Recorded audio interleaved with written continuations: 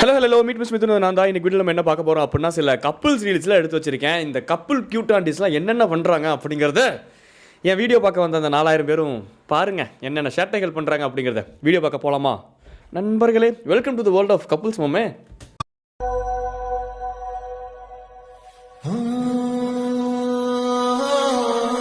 நான் ஏன்டா அந்த பொண்ணு மேலே உனக்கு அவ்வளோ வெறுப்பு? அதிக அல்சேஷன் நாய் மாதிரி அந்த பொண்ணு கட்டிச்சு பக்கத்தில் வந்தால் கட்டிச்சு வச்சிருவண்டி அப்படிங்கிற மாதிரி.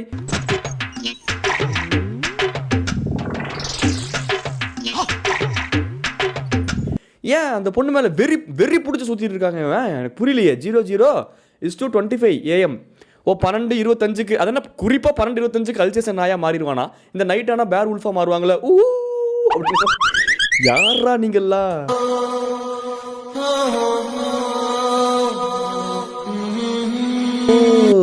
ப்ரோ என்ன நைட் 12 மணிக்கு கை நடுங்குது, 6 மணிக்கு கை நடுங்குச்சு அப்படின்னா ஒரு குவார்டர் கோழி பிரியாணி சாப்பிடணும் அப்படிங்கிறதுக்காக அர்த்தம்.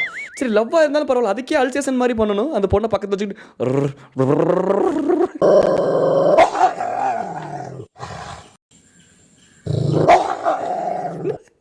என்ன கருமண்டா இது?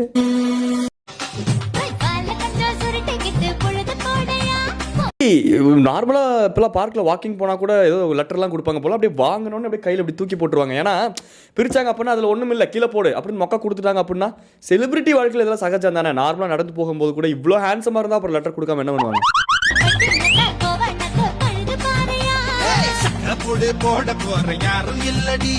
ஓ கான்செப்ட்டுங்க. 2 பேரும் வாக்கிங் போய்கிட்டு இருக்காங்க. வாக்கிங் போயிட்டு இருக்கும்போது ஆப்போசிட்ல ஒரு பொண்ணு வந்து ஏதோ கையில் ஏதோ திணிச்சுக்கிட்டு போகுது லெட்டர்ன்ட்டு. பக்கத்தில் கேர்ள் ஃப்ரெண்டு திட்ட மாட்டாளா? ஏய் யாரா அவ? ஏய் என்னடா நடக்குதுங்க? என்னடா உன் கையை உரசிட்டு போறா? ஏய் டைட்டானிக் ரேஞ்சுக்கு நீ ஏதோ ஃபீல் பண்றியே, என்ன கையில் லெட்டர் குடு கன்றாவி. இதுதான் உலக வழக்கம். 2 பேர் வாக்கிங் போறாங்க, இப்படி வாங்கி இப்படி தூக்கி போட்டாராம். கேர்ள் ஃப்ரெண்ட் கண்டுக்கவே இல்லையா. இப்போ வந்து கேர்ள் ஃப்ரெண்டுக்கு பாய் சொல்லிட்டாரு, உமாலாம் கொடுத்து பாய் சொல்லிட்டாருன்னு சொல்ல முடியாது, எனக்கும் தெரியுது. என்ன சரி அப்படியே வச்சுப்போம்.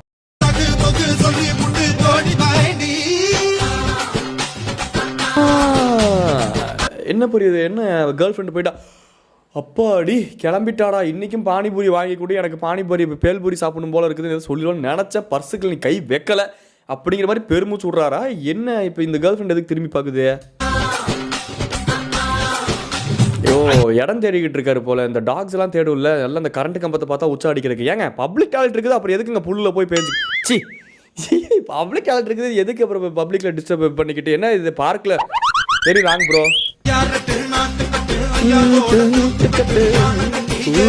இந்த பேப்பர் தேடி எடுத்து கிடைச்சிருச்சு அப்படிங்கிறாங்களா. கேர்ள் ஃப்ரெண்ட் வர பின்னாடியே வந்து பார்த்துருச்சு. டைவர்ஸ் கல்யாணமே ஆல்ரெடி பரவாயில்ல டைவர்ஸ் அப்படின்ட்டு போயிட்டே இருக்கணும்.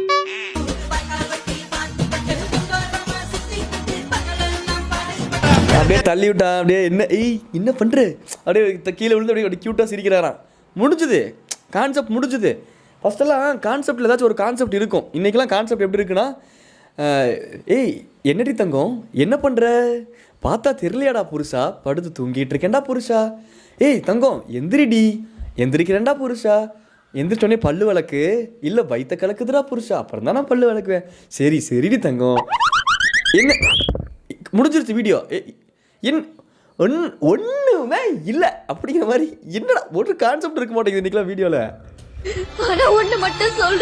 சொல்லவே வேண்டாம் தயவு செஞ்சு. நீங்கள் 1 சொல்லுங்க, 9 சொல்லுங்க, பல்லு விளக்கிட்டு சொல்லுங்க. இவ்வளோ க்ளோஸ் அப்ல இப்பெல்லாம் பண்ணிட்டு இருக்காதீங்க. ஆமா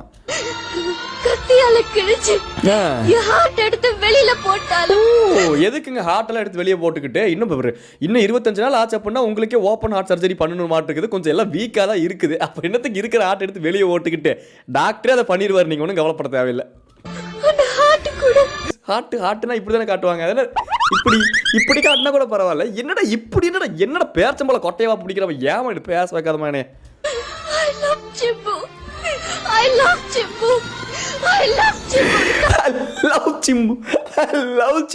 ஒரு பாட்டி ஒரு பேரனை காதலிக்கிறதுலாம் இயல்பு தானேங்க. ஒரு பாட்டி ஒரு பேர மேல பேத்தி மேல வச்சிருக்க உண்மையான காதலுங்கிறது அது ஒரு பியூரஸ்ட் ஃபார்ம் ஆஃப் லவ் இல்லையா?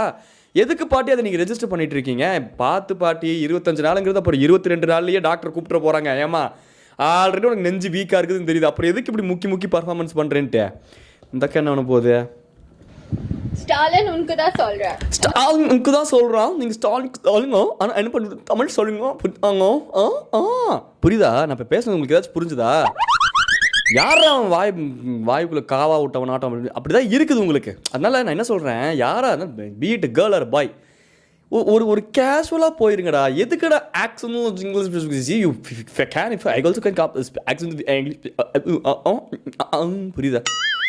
பி மாதிரி இருக்குல்ல, அதனால் தயவு செஞ்சு அது மாதிரி பண்ணாதீங்க. அவ்வளோதான் சொல்லுவேன். நார்மலாக பேசிட்டு போயிடலாம். அதுக்கு ஸ்டாலின் உங்களுக்கு தான் இரு ஸ்டாலின், ஐயோ நானும் ஸ்டாலின் ஃப்ளோவில் ஐயா ஸ்டாலின் ஐயா எனக்கு இதுக்கு சம்மந்தம் இல்லை. அந்த ஸ்டாலின் ஐயாவை தான் மேடம் சொல்கிறாங்களா என்ன ஒன்றும் தெரியல. பார்த்துருவோம் ஃபஸ்ட்டு. என்ன சொல்கிறேன்னா, உனக்கு கட்ஸ் இருந்தா, உனக்கு தில் இருந்தா.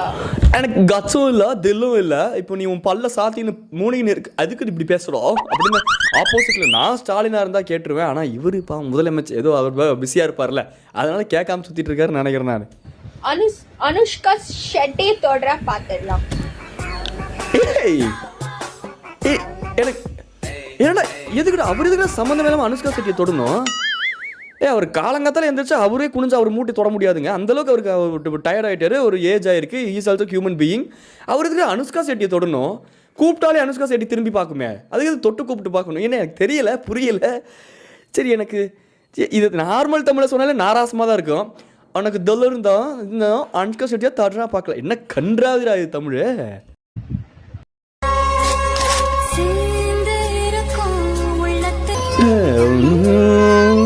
அந்த அம்மா வந்து ஏதோ பர்ஃபார்மன்ஸ் பண்ண முடிவு பண்ணிருச்சு. ஆனால் என்ன ஒன்று, கொஞ்சம் நரம்பு தளர்ச்சி, அது கைகளில் மட்டும் தெரியாமல் ஒட்டுமொத்த உடம்புலயே தெரியுது.